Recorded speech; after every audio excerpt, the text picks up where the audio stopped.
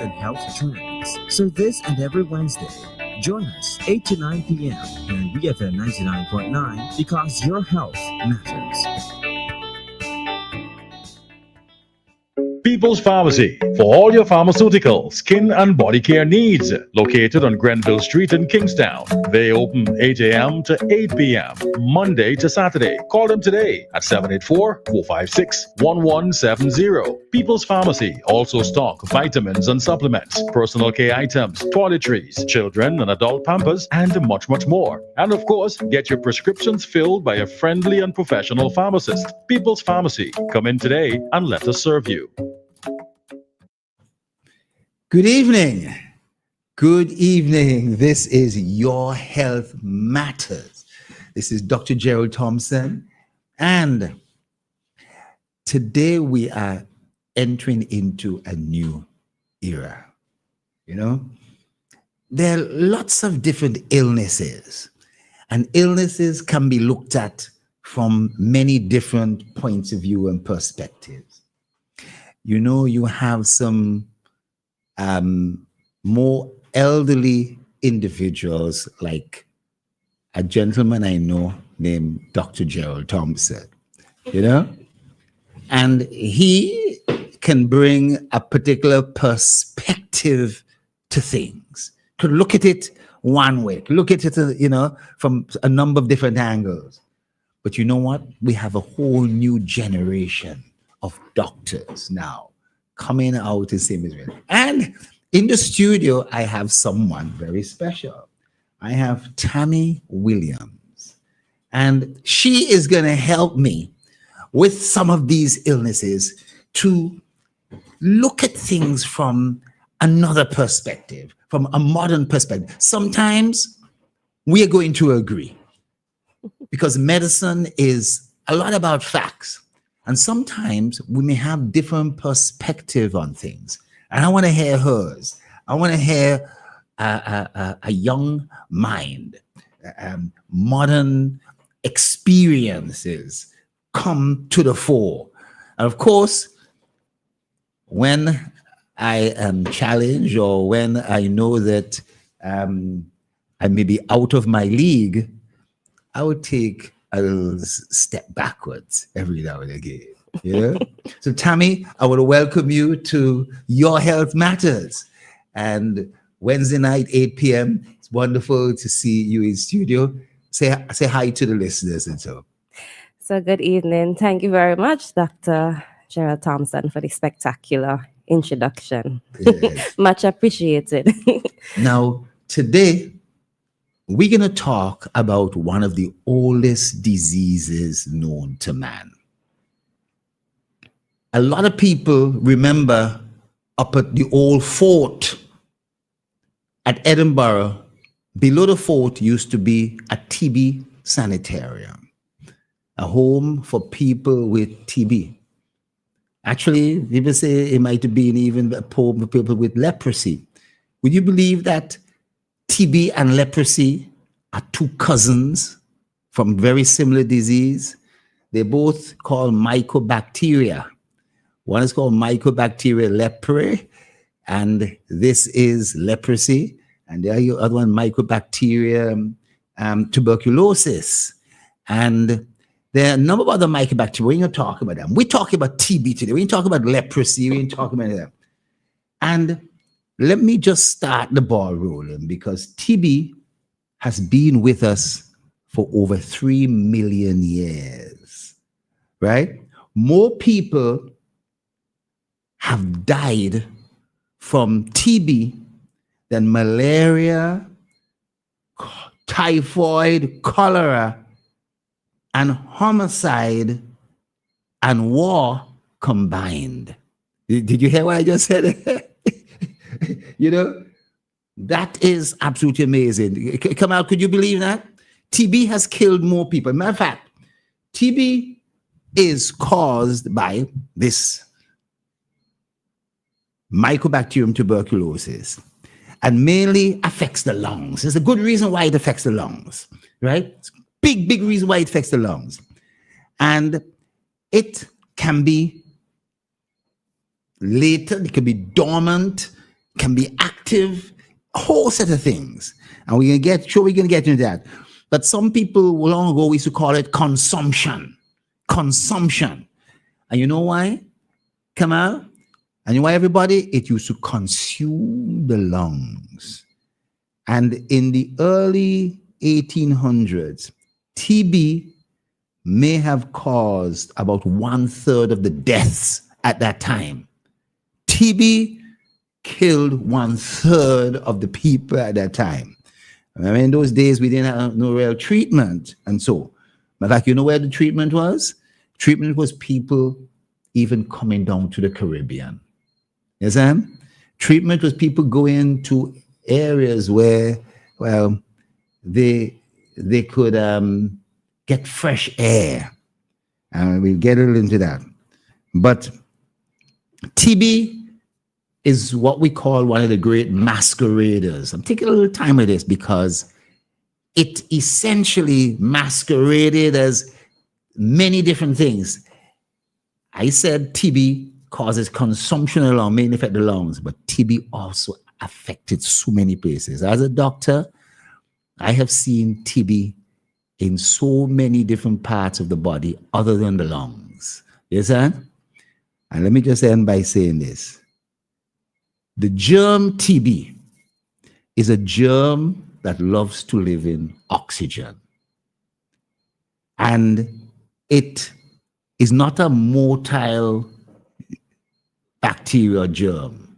Yes, sir? In other words, there are germs that are motile.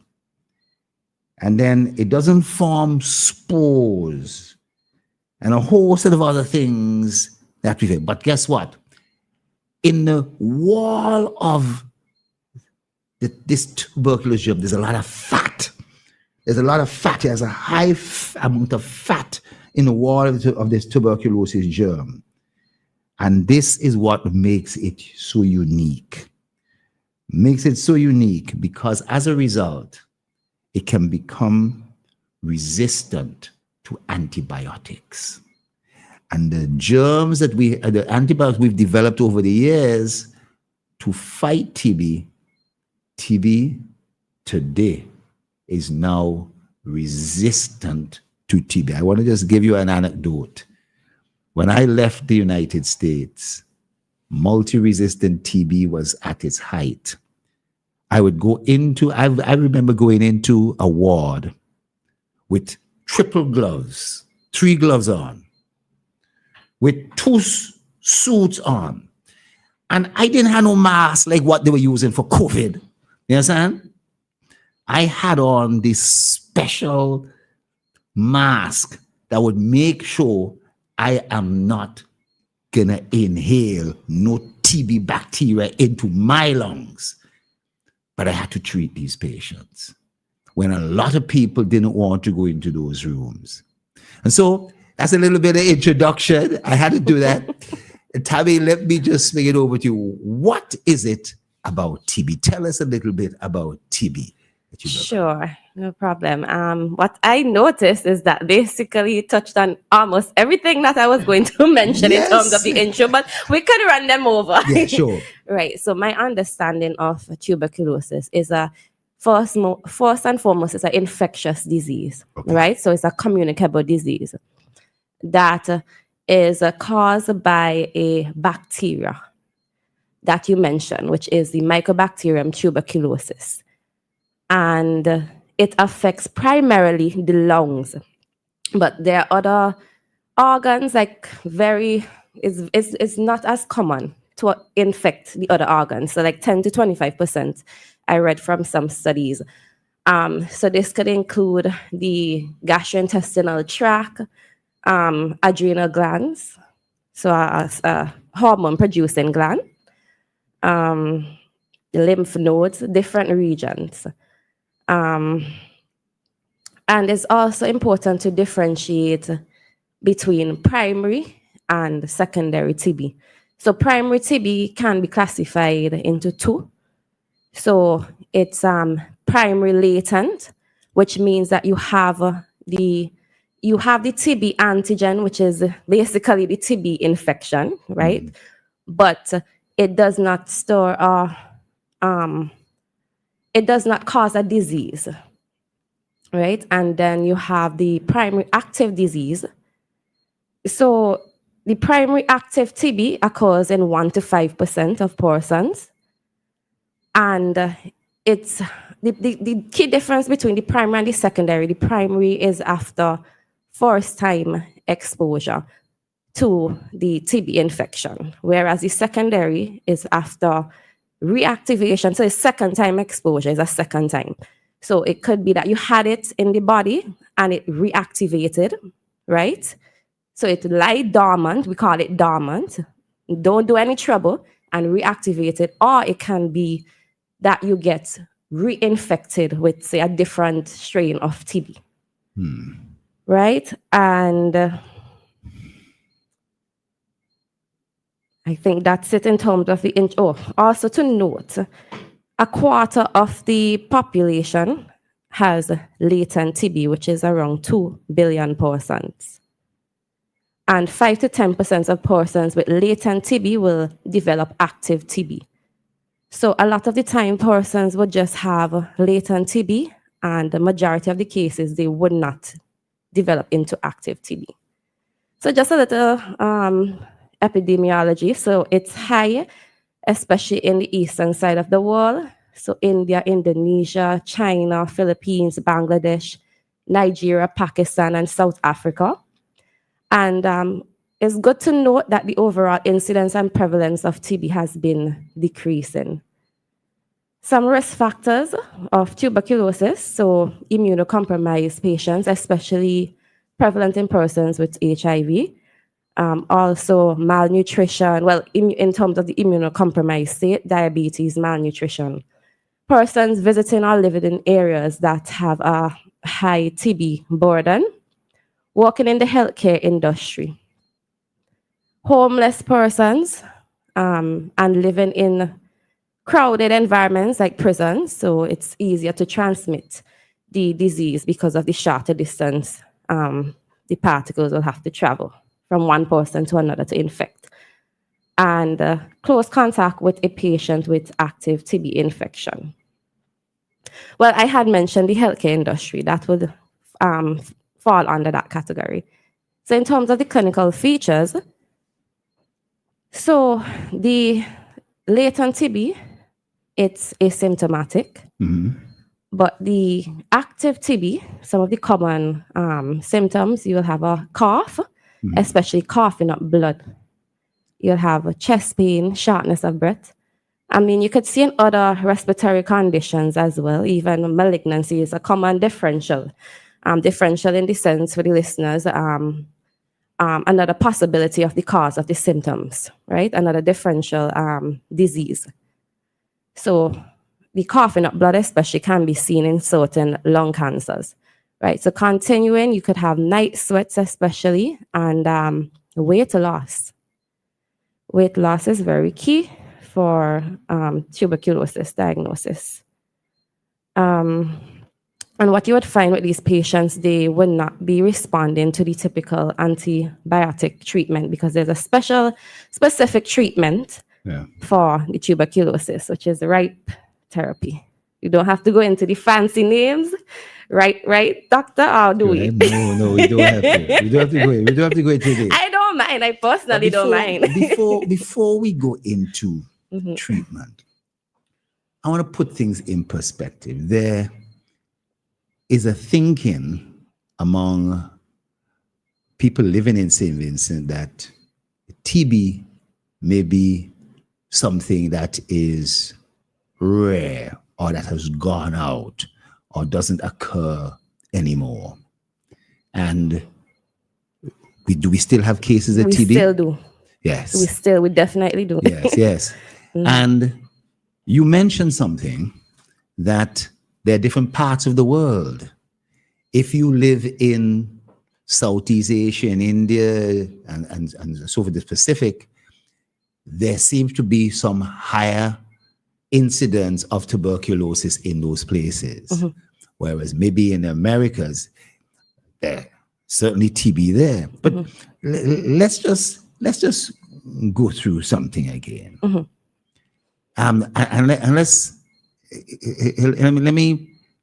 this germ that's been around for a long time, that has done so much damage, would have caused deaths here in St. Vincent.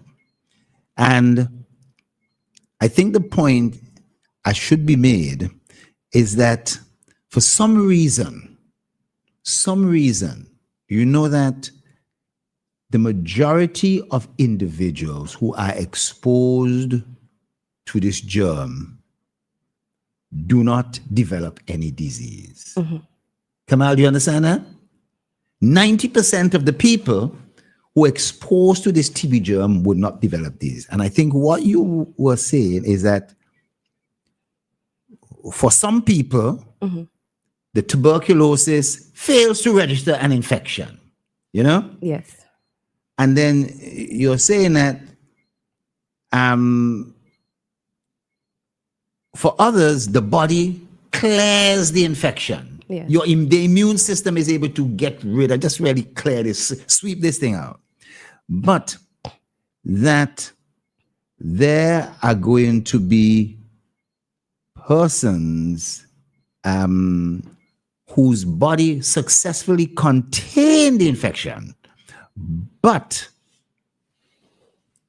the germ is still present in your body and is not symptomatic. This is where you are talking about where it goes on to become latent and so forth. And then there are persons who develop full-fledged TB disease. Do you have an idea why there may be this difference? Well, in terms of, I think you said, well, at least said part of the answer in terms of the immunocompromised state for some persons. So normally with the latent TB, we have a certain immune defenses in our body that would fight off, work hard to fight off this infection. And once successful, then it would not lead to active TB disease. So it'll just be the infection they're lying about. Whereas persons with compromise, innate and adaptive immunity, right? We call it. So different cellular mechanisms, right? And first initial responses. So the persons who are immunocompromised, which we had mentioned before, like the HIV patients, or sometimes persons who are taking steroid therapy,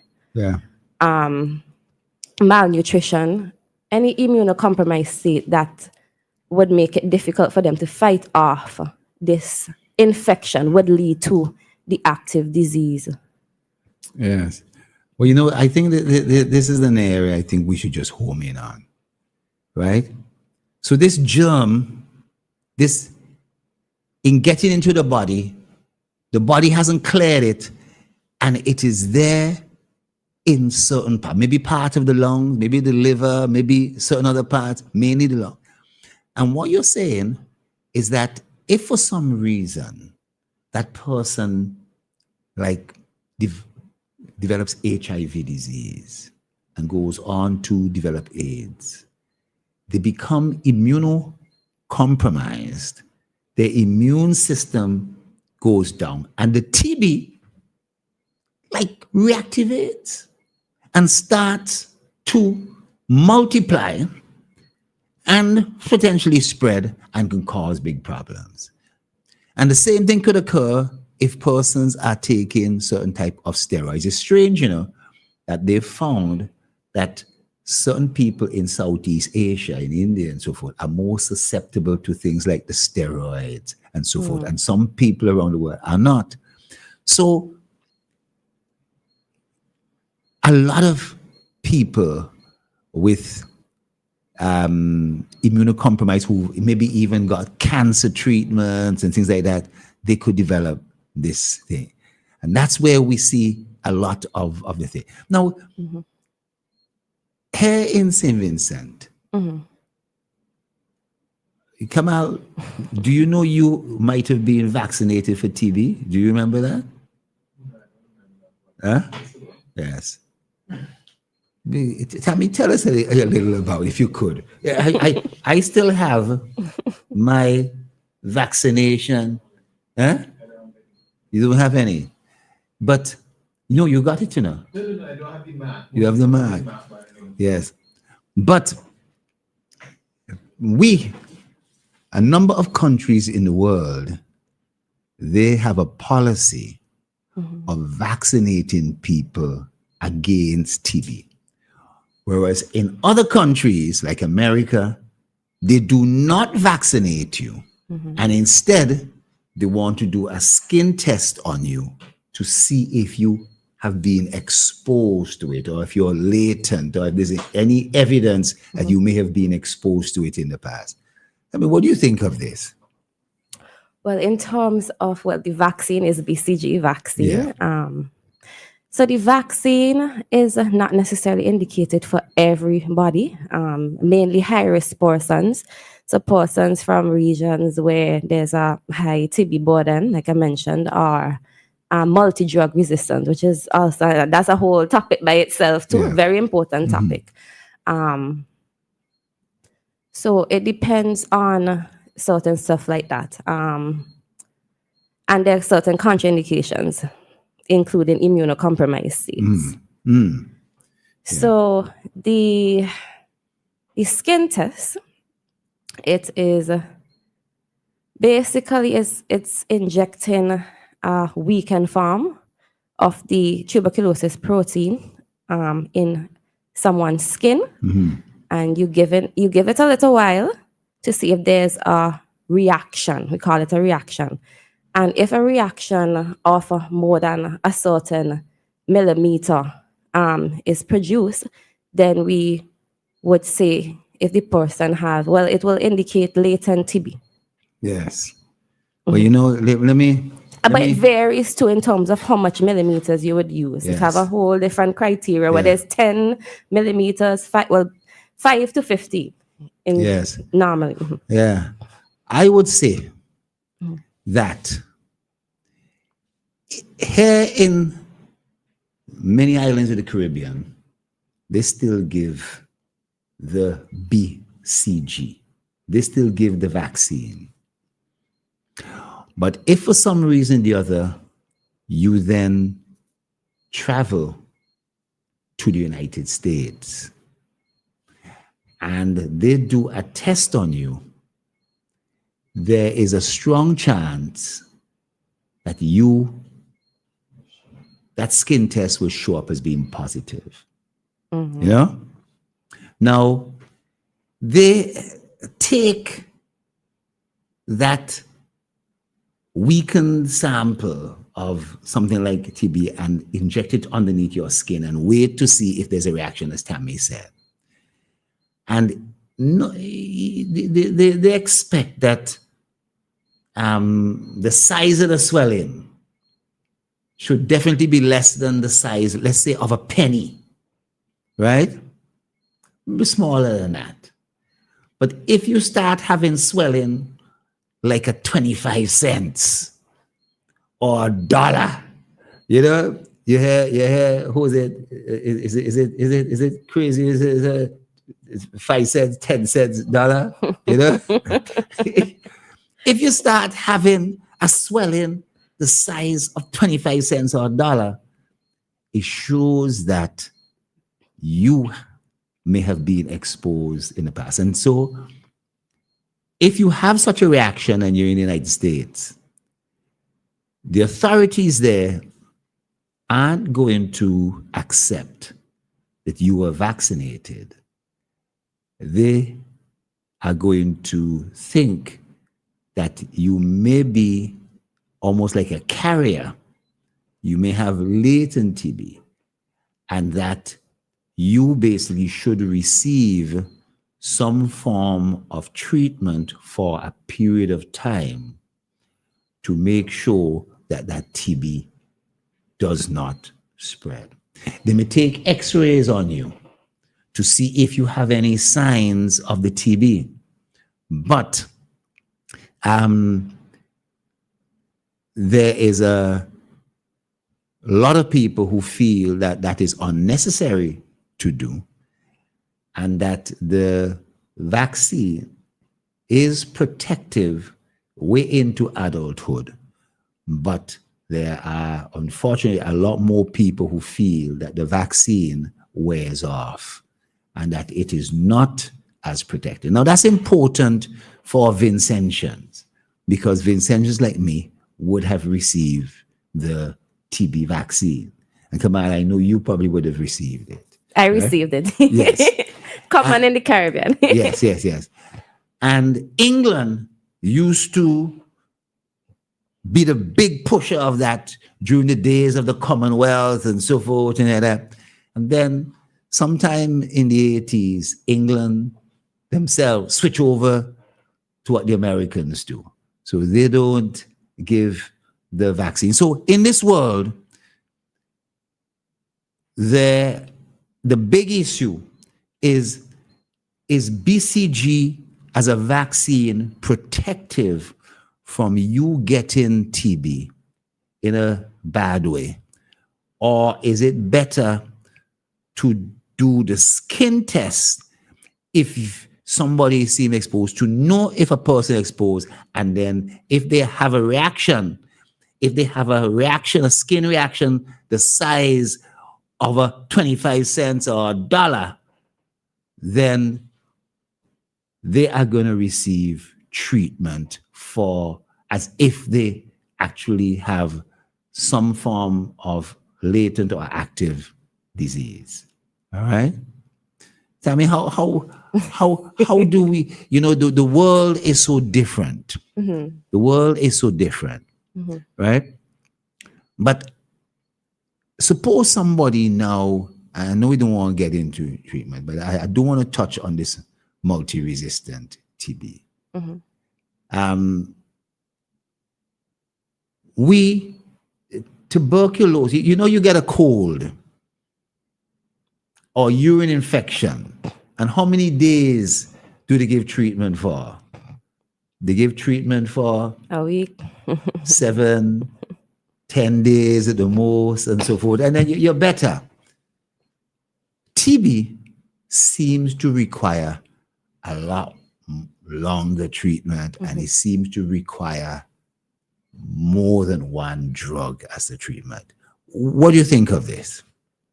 So, because of its slow growing nature, the treatment is typically longer than the usual antibiotic treatment that we would give. 2 weeks the most normally.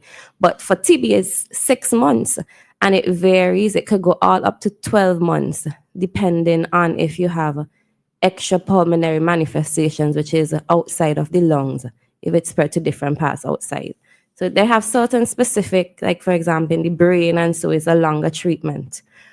But so the course of treatment requires intensive therapy of 4 combinations of antibiotics. I will repeat that again. Say that again. Intensive therapy for 2 months of 4 different antibiotic. Yeah. Unique antibiotics too, I must say. Yes. Yes. Right?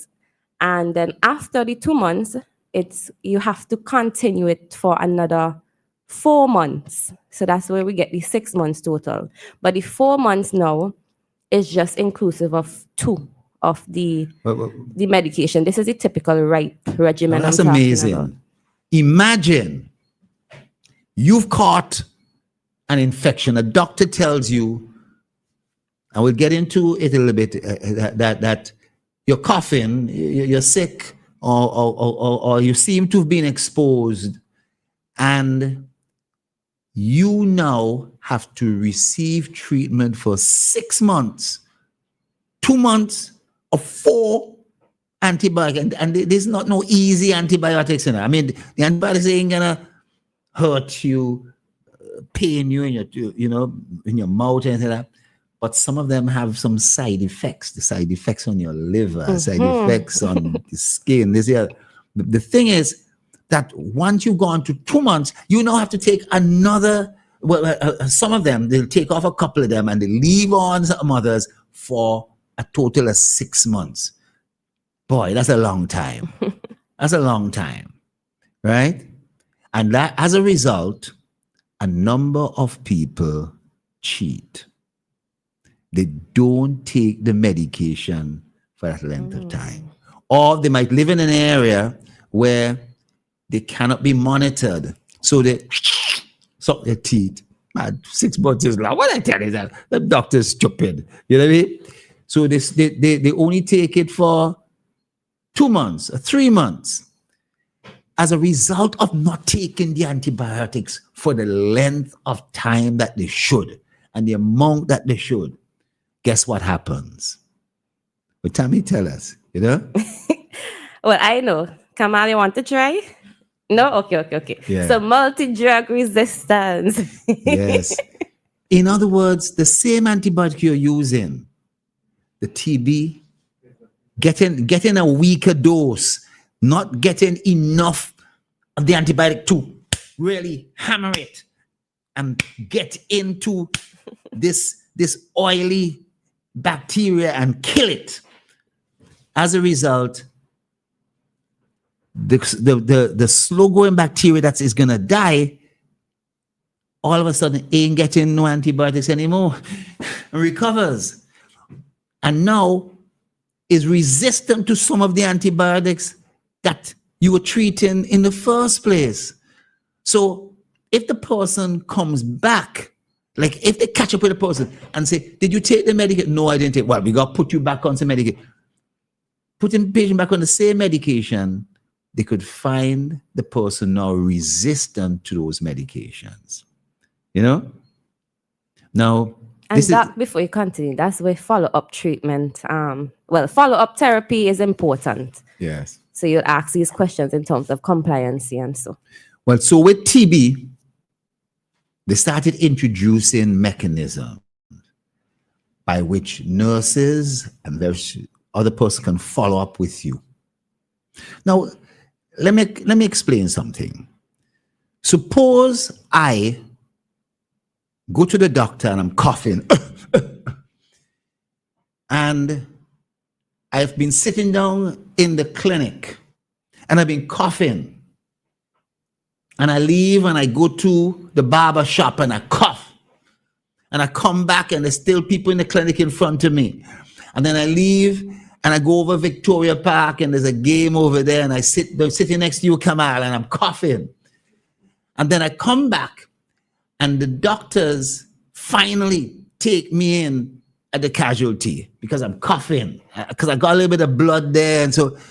And they go and they get some phlegm, some sputum, and they send it to the lab. You know? Let's say they haven't sent me home.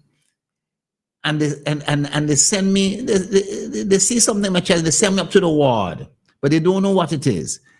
And the next day, the lab calls up and says, you know what this is? This person has TB. Do you know what has to happen? The administration has to go back to all them people in the clinic. They have to go to the barber shop and find out who was there in the barber shop. The barber and the other people who were there, they have to go to the Victoria Park and find Kamal that I was sitting down next to. And then up on the ward, the beds near me, they have to go and check all these people out to see if they might have been exposed to TB. You understand? 24 hours they have? Huh? 24 hours? Yes. Ideally. Yes. That 24 hours is so that exposure is a serious thing. That's why when it comes to TB, a person sometimes needs to be isolated, put in a special room, or if they can be managed at their home, it can't be that their kids and their mother and everybody's coming around and then leaving to go into school and so forth. That situation cannot work, at least initially. But tell me, how in the handle TB in a hospital? How do you really handle it? In the hospital alone? Well. Well, in the hospital, I think it's important that everybody in the team knows how to handle TB to start, right? Because We don't want it to be a case where, okay, one nurse is doing this, another nurse is doing this. Everybody should have a standard protocol that everybody follow in terms of how they would gong up. There's a particular sequence to gong, and how they would take off this, we call it PPE, protective personal equipment. So educating them on that is important also. And it's important to note that really and truly, the N95, which is a special mask, is really only required for the patient, not necessarily who goes in the room. So it's for the patient. And educating the patient is still important too. So we know it's commonly spread by droplet nuclei, right? Which is when the patient coughs, sneezes, talks, speak. So limiting, let's say, for example, the patient didn't have on the mask when a healthcare provider goes in the room. So if they understand that the route of transmission, they would limit coughing, for example, around the healthcare workers. So it's important to educate them as well. And in terms of the 24 hours, healthcare workers should report it to the local health authorities within the 24 hours. That's what I was referring to, because it's one of the high risk, right, in terms of the transmission rates. Yeah. Yes. Now, you were saying something there, and I want our listeners to understand that suppose you had been exposed to TB in the past and you didn't develop no disease, but it's in your body and it got walled off. It got, your immune system circled it. Your white blood cells circled it and kind of held it in limbo. It didn't kill it. It didn't kill it. The bacteria is there. Or it might travel to a lymph node and is there in a lymph node in your neck, underneath your arm, and so forth. Hasn't caused a swelling of the lymph node or anything like that. But for some reason or other, you went on steroids, you became HIV positive, or various other things might have happened to you, got some chemotherapy. And you know, when the cat's away, the mice can play.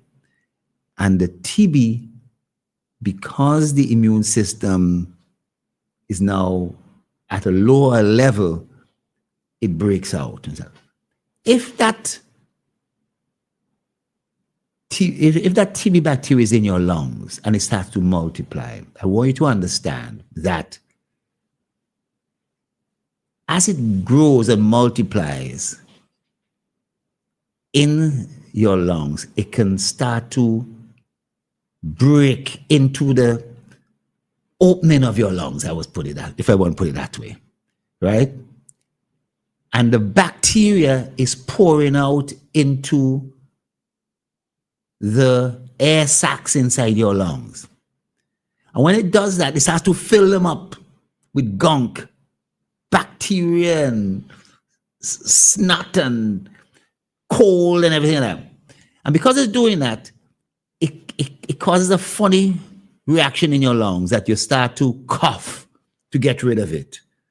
Now, that's the important thing.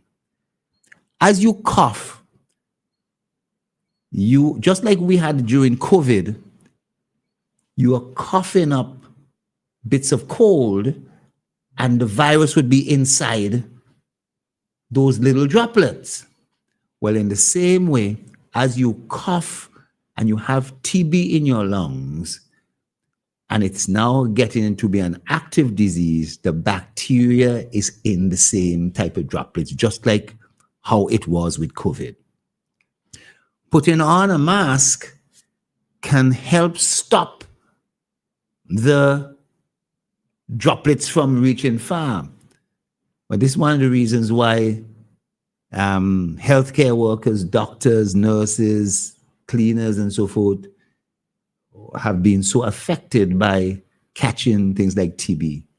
They would go in the room, and as the person coughs into the air, those droplets can remain around for almost up to an hour, right?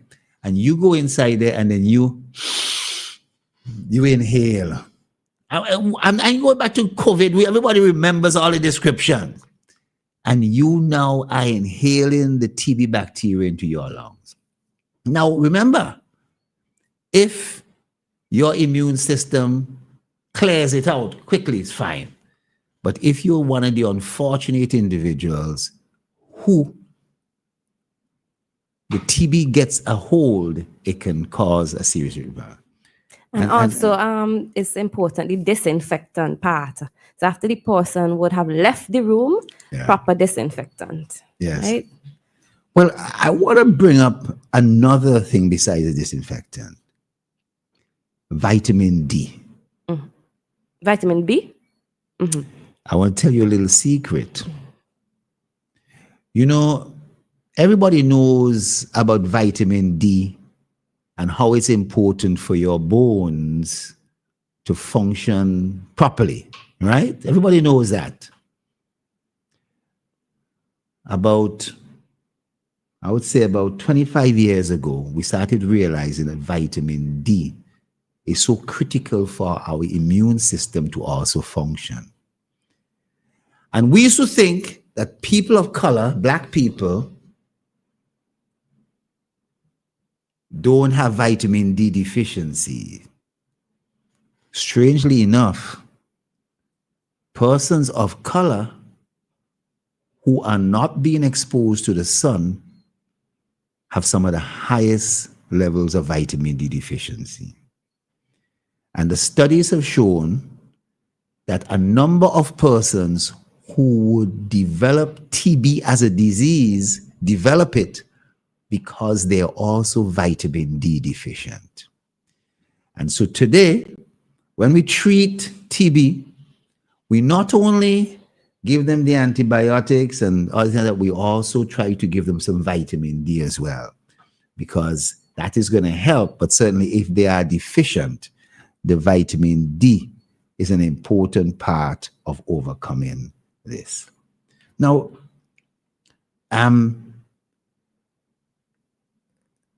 Tammy, we know TB is mainly going to affect the lungs, right? Where, I've got to ask you, where maybe other places this germ, this disease can hide and sometimes not even affect the lungs? Okay, so it could be around, I didn't mention this one, around the heart. Yeah. It could be, is a space around the lungs, we call it the pleural space, the adrenal glands, lymph nodes, the gastrointestinal system, the brain, the spine,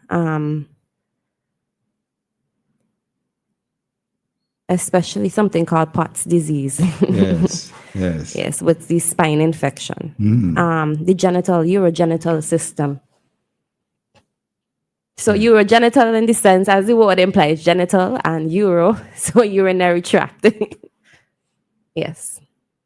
Well, those are common places. Yes. Now, you're absolutely right. And, if anybody were to ever see TB affecting the spine, unbelievable, or TB affecting the brain or various other strange parts of the body. And we tend to see these type of patients who might have come from different parts of the world where TB is that much more rampant. Remember, today, TB is not a big killer in St. Vincent or even in other parts of the Caribbean. But in other parts of the world, TB is a big, big, big disease still.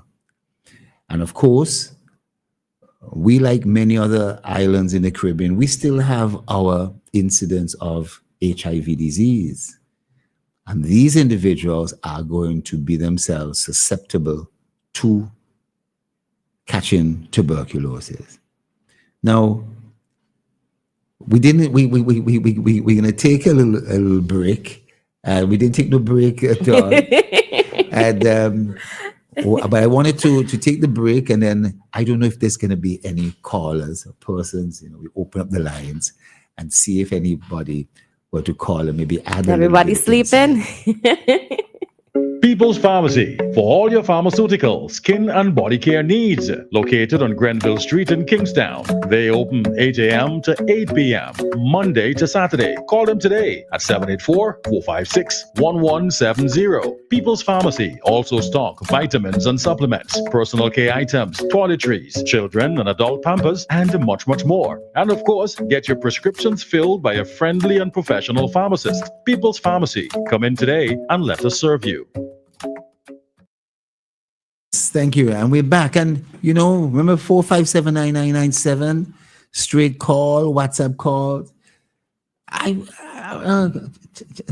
let me just ask you. Mm-hmm.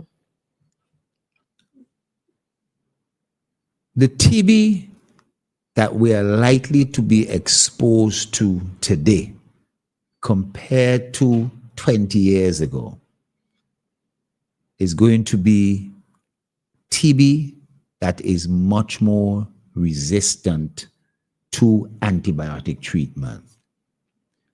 And for an island like St. Vincent and the Grenadines, living in St. Vincent, where are we seeing research into new types of drugs, new type of regimens, new type of methods of trying to deal with TB? Because the average individual would not have heard of many persons with TB today.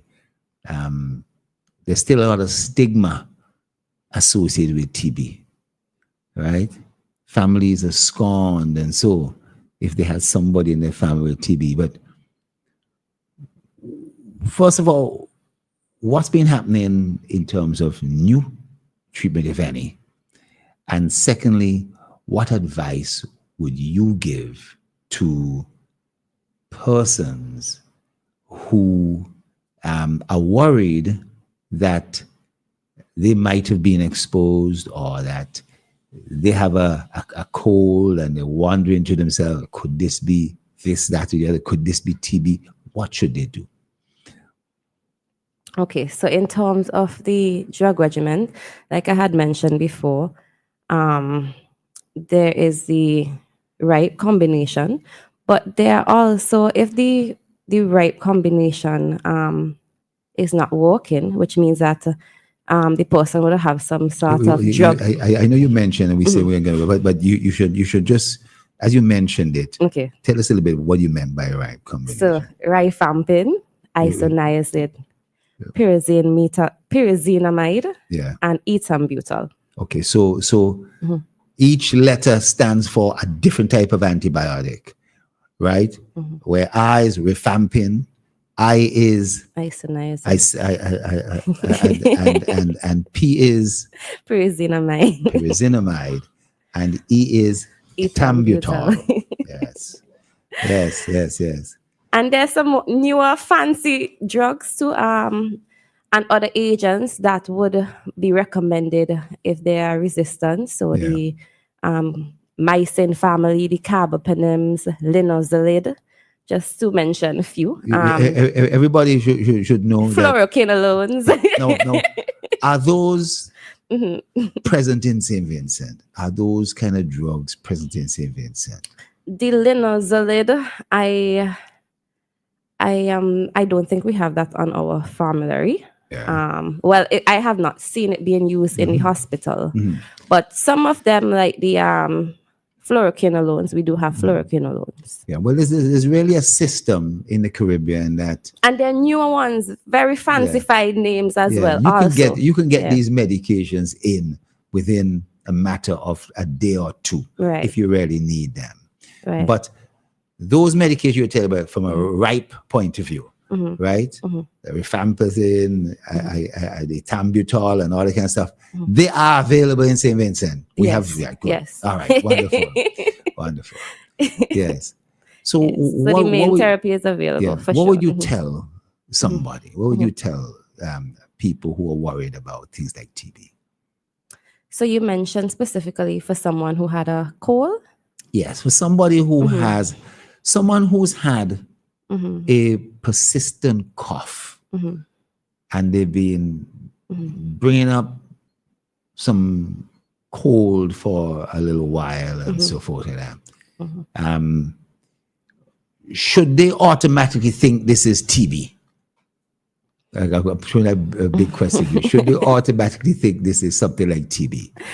Well, you see, there are other alternate diagnoses like pneumonia commonly, especially a typical one could be of a prolonged duration. Right. But I don't believe in self-diagnosis. Right. I think that it's always good to educate the public so they will at least know some information like the symptoms. Yeah. Especially important ones that would more indicate to diseases, indicate that they may have a disease such as tuberculosis. Yeah. But if I would advise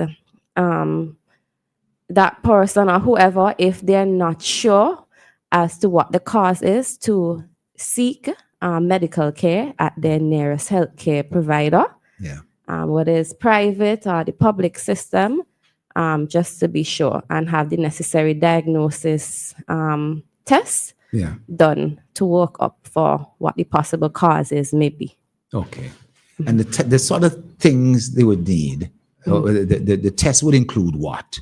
What are the main things it would include? Right. So it's a variety of different tests. Yeah. So the common one used here in St. Vincent at the hospital, Milton Cato, is acid-fast bacilli testing, right? So Of what?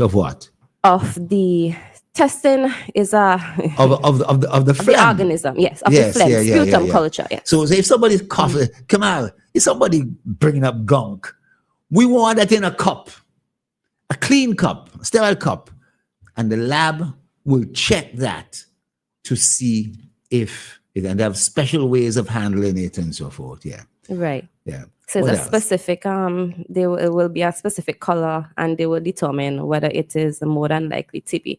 But the gold standard confirmatory test is a culture. We call a culture, Okay. right? So you would let the bacteria grow in particular medium specific for tuberculosis as well. And that would definitely confirm whether it's a tuberculosis. There's also other tests like NAAT, nucleic acid amplification test. All right. We do have that in the hospital. It's we have the gene export in particular. Okay. Yes. I Right? know, yeah. Yes. And then there are also imaging studies that you can do. Baseline studies is routine for most patients. When they come into the hospital, they get a basic chest X-ray Chest X-ray. most of the time. So All the lesion is normally in the upper zone of the lungs, for it providing an active case of TB. So you could see certain radiological findings on the chest X-ray that would point out. So a CT scan would give even more in-depth information. Now, I wanted And to... blood tests too. And But blood tests. yeah. Yes. Now, you've said it all. You know what I mean?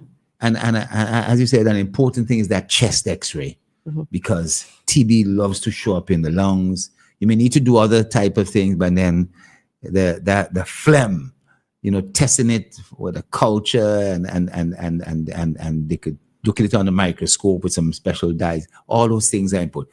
It's so important to find out if this is TB fast. I mean, it could be something else, could be some other simple germ, right? But do you start the person on that kind of treatment straight away, or you really have to wait to see if those tests come back? So I do believe that if you have and based on research to reading, if you have a very high suspicion that this patient have tuberculosis, for example, it's a TB endemic area, the person has HIV, presents with prolonged cough, not relieved with the typical antibiotics, the coughing up blood, weight loss, night sweats, the typical symptoms, right? And you're highly convinced for those rare particular cases, the regimen can be started. Yes. Yeah. But for other cases, it's at least with the AFB, because the thing with the culture, it could take a long while to get back the results for the culture, between 2 weeks to 6 weeks. Yeah. So you won't delay treatment because the person could be suffering for 2 weeks just to get back. If you are especially convinced that this patient has a TB, so you could start the treatment. And like I said, especially if the AFB is positive. Yes. Now, and the AFB is And again gene export. is again looking at a slide to see the germ, if the germ is inside the sputum. Or also in sorry to note too, immunocompromised patients, sometimes it may not show up on the AFB. Okay. Yeah. All right. Which is, you see, how this could be problematic. Now, let's summarize, because today, around the world, TB is still a big, big issue. It's still considered number 13 cause of death in the world. Right? Come on, you realize that? In St. Vincent, we may not see it so often. I'm of the view that one of the reasons why we do not see it as often as we might see it in other parts of the world is because most people have been vaccinated. Somebody will disagree with me, but I believe that that is a reason. And the persons who are going to really catch or come down with TB are ones who are reactivating the TB. The TB is already inside their system. You understand? And their immune system, whether they've picked up HIV or they're on steroids or on chemotherapy or so, the cat's away, the mice will play, the TBs come out. And then there are others who, because somebody has been going around and coughing TB, gunks of droplets all over the place, nobody wearing any mask, and they're inhaling, that is the other way in which some people have caught it. How do we end up? We got about another minute or so, but how do you summarize this big disease, TB, albeit it hasn't been occurring that commonly in St. Vincent, but does occur? What would you say to people? Right. So like we would have discussed, tuberculosis is an infectious disease in the lungs, and it is caused by a bacterial infection, Mycobacterium tuberculosis. And a lot of persons have the latent form of TB, which does not do much of a harm. Yeah. And around a quarter of the world's population and do not go on to develop the actual disease. And I am urging persons to realize the importance of vaccines, especially as prevention is just so important. Yeah. Well, Tammy, I want to thank you very much. You've taken us through this. We've covered it. And I hope people... We nailed it. I hope people are really, not more knowledgeable about it. Thank you very much for coming. You'll be back. I will talk about something else. Ladies and gentlemen, your health really matters. Tough diseases, you need to know a lot more about these type of things. Thank you very much. Good Thank evening. you. Your health matters. People's Pharmacy for all your pharmaceutical, skin and body care needs. Located on Grenville Street in Kingstown.